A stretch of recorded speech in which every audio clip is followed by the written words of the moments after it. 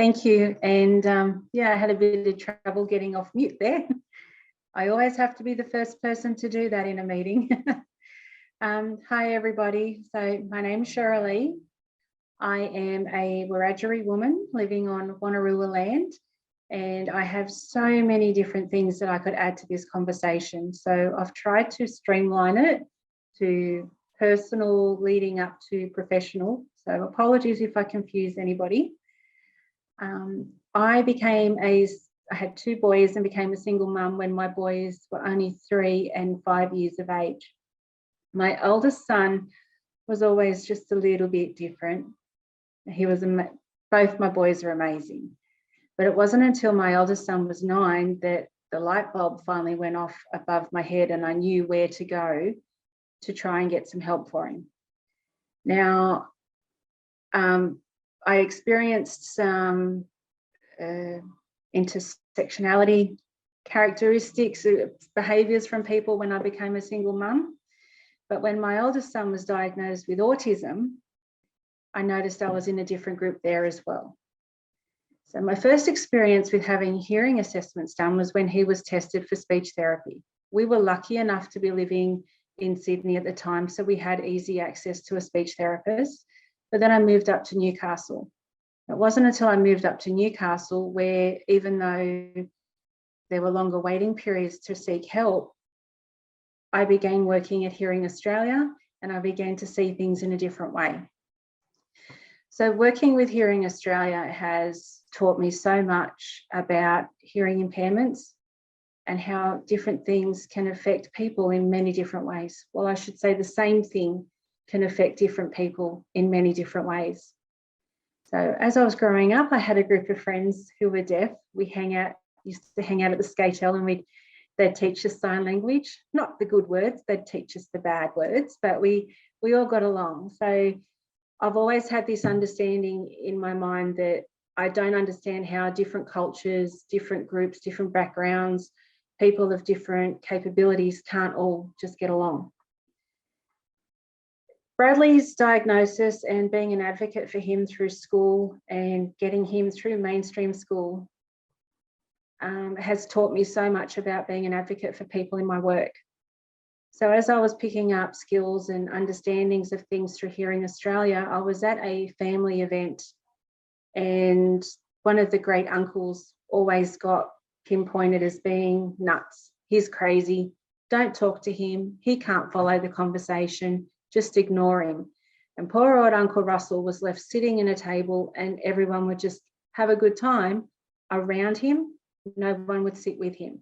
So they had him sitting in the centre of the room with all the noises going on around him. As Patrick mentioned, it took that one person to say, we're close to the kitchen. Would you like to move? I actually went up to Uncle Russell and I said to him, how about you come and sit over here with us? Moved him away so there was no noise bouncing off walls behind him and there was no groups of noise happening behind him as well. Put him in the prime location and he was able to follow the conversation. And the family members were amazed. They had no idea that something as simple as moving him would allow him to contribute to the conversation. And at that family event, he was included and he was involved and he didn't fall asleep as soon as he'd eaten dinner. He had a great time. He was laughing. So that's where I realised the education comes into it, because while it was common for me to know that positioning in a party environment is crucial for someone who has a hearing impairment, I wouldn't have known that if I wasn't working with Hearing Australia. So this is where education is important, to be able to spread out to people. If you are with someone with a hearing impairment, positioning in crowds is actually quite important for how these people can hear. So poor old Uncle Russell got sorted out. He won't wear a hearing aid. He won't come in for an assessment, but he knows where to sit when he's at a family gathering. So he was helped there. And then my role at Hearing Australia changed to Community Engagement Officer. So now I'm going out into community and I'm working in remote, rural, regional and metropolitan areas, helping our Aboriginal and Torres Strait Islander kids to hear better. Studies have been done, many studies have been done on our kids, but studies have proven that Aboriginal and Torres Strait Islander kids have a lot more difficulty hearing than our non-Indigenous kids. And we didn't know why. So we went in and we started doing all these tests, and we are finding now that 1 in 3 of the children we test across the country are needing ongoing hearing care, some sort of clinical intervention. They need ENTs for grommets, they might need antibiotics from GPs, or they might need amplification with hearing aids. So that's a rate of 1 in 3 kids. And that's a huge, huge amount of children out there that were struggling. Now, when these kids aren't getting picked up, they're starting school.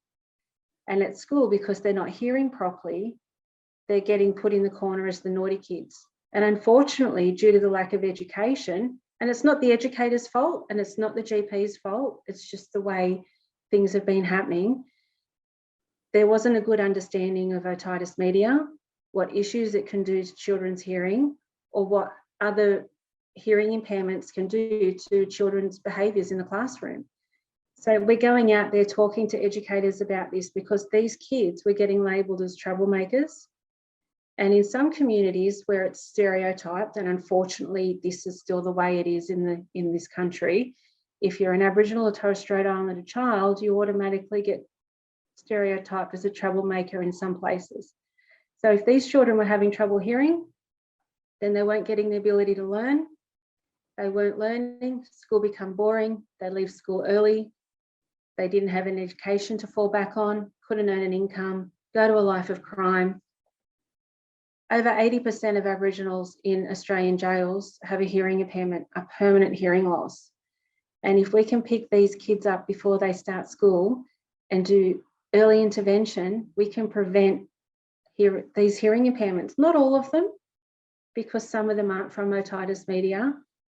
But if we can get a hold of these kids and educate the parents and the early educators and the GPs about what these otitis media can do to these kids' ears, because if it goes undiagnosed, it will actually cause a permanent hearing loss.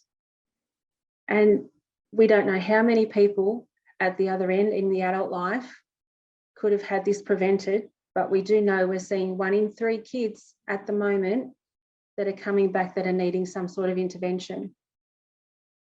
Between the end of 2019 and now, we've tested over 12,000 children across the country. 1 in 3 of those kids have needed medical intervention, and we still have many, many more communities to get to. So we need to educate the early educators, we need to educate the parents, the carers, the family members. We need to educate the GPs how to diagnose otitis media more effectively, and to spread the importance of how crucial it is to make sure we capture this before it causes permanent damage. We also need to get an acceptance out in community that there is no shame with having something wrong with your ears. Everyone's got something that makes them different from someone else, and we need to embrace that so we can learn and grow and support each other. So Uncle Russell, yeah, he's more involved in community family gatherings. My son managed to finish mainstream high school. He's got a car, he drives, and he's got his first job as a menu log driver.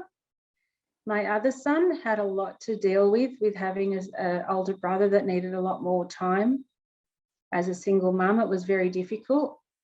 So we've experienced intersectionality quite a lot in different ways through our life. And even myself as a white Aboriginal, it's difficult in communities to have people accept me as an Aboriginal person, but also to have some people feel it's okay to make racist comments to me because I don't look Aboriginal. So it's everywhere in good ways and bad ways, but we need to focus on the good and spread it so we can all work well together and learn and grow and support each other. So thank you.